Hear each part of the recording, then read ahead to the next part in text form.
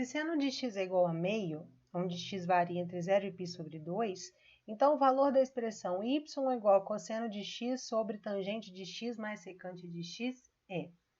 Então, olha, para a gente saber o valor dessa expressão, a gente precisa saber quanto é o cosseno de x, quanto é a tangente de x e quanto é a secante de x. A gente tem o valor do seno, né?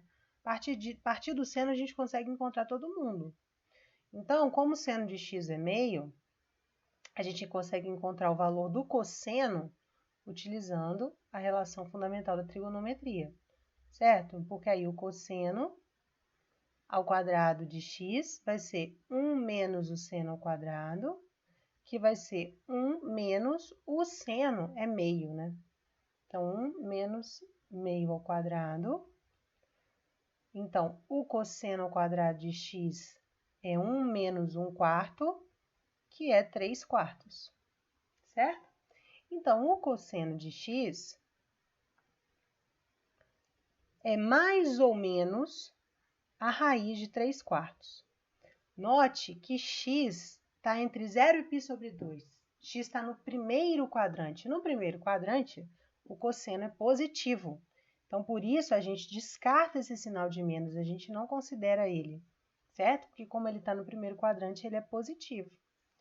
Então, daqui a gente conclui que o cosseno de x é raiz de 3 sobre 2. Vamos guardar essa informação aqui. Se o cosseno de x é raiz de 3 sobre 2, a tangente de x, que é o seno de x sobre o cosseno de x, será o seno, o exercício informou que é meio, e o cosseno, nós calculamos e deu raiz de 3 sobre 2. Então, se a gente repete a primeira, multiplica pelo inverso da segunda, isso dá 1 sobre raiz de 3, que se a gente racionaliza, isso dá raiz de 3 sobre 3. Então, esse aqui é o valor da tangente, certo? Vamos agora calcular o valor da nossa expressão. A gente quer y igual ao cosseno de x sobre a tangente de x mais a secante de x. O cosseno de x é raiz de 3 sobre 2. A tangente de x, nós calculamos, é raiz de 3 sobre 3. A secante é o inverso do cosseno. Então, basta a gente inverter o cosseno, né? O cosseno é raiz de 3 sobre 2, a secante já será 2 sobre raiz de 3. Antes, vamos só racionalizar essa secante de uma vez. Olha, se o cosseno é isso, então, vou escrever aqui do ladinho. Se o cosseno é isso, a secante de x é 2 sobre raiz de 3. Então, vamos racionalizar. E isso dá 2 raiz de 3 sobre 3. Esse é o valor da secante. Então, aqui, ó, vou trocar o valor da secante de uma vez.